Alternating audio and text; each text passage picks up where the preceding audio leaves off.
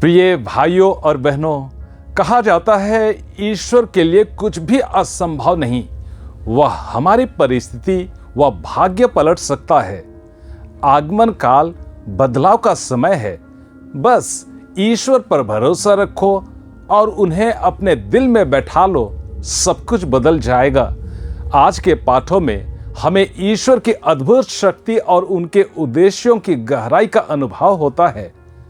पहले पाठ में हम मनोआह और उसकी पत्नी की कहानी पढ़ते हैं, जो संतानहीन थे, लेकिन ईश्वर ने उनके जीवन में चमत्कार किया और उन्हें एक पुत्र समसोन का आशीर्वाद दिया, जो इस्राएल का उद्धारकर्ता बना। इसी तरह सुसमाचार पाठ में हम जकरिया और एलिजाबेथ की कहानी सुनते हैं, जो वृद्ध अवस्था में भी संतान प्राप्त करते हैं। उनका पुत्र यूहन्ना बपतिस्ता है, जो मसीह के आने का मार्ग तैयार करता है। इन दोनों कहानियों का आगमन से गहरा संबंध है। आगमन का समय हमें याद दिलाता है कि ईश्वर असंभव को संभव बना सकते हैं। जब हमें लगता है कि कोई आशा शेष नहीं है, तब ईश्वर अपने समय पर चमत्कार करते हैं।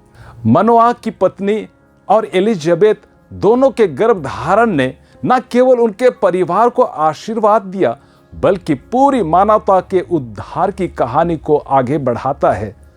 जकरिया का विश्वास और बाद में उनका मौन हमें सिखाता है कि ईश्वर की योजना पर पूरी आस्था और भरोसा रखना चाहिए। आगमन का समय हमारे लिए यह संदेश लेकर आता है कि हमें अपने परिस्थितियों में धैर्य रखना चाहिए और ईश्वर पर पूरा भरोसा बनाए रखना चाहिए। इस पुण्य समय में हम अपने जीवन में ईश्वर की आवाज़ सुनने और उनकी योजना को स्वीकार करने का संकल्प लें। जैसे समसोन और यूहन्ना बपतिस्ता ने ईश्वर के उद्देश्यों को पूरा किया, वैसे ही हम भी मसीह के आने की तैयारी में अपने जीवन को उनकी इच्छा के अनुसार समर्पित करें। ईश्वर हमें आशा, विश्वास और समर्पण का मार्ग दिखाए। आमीन।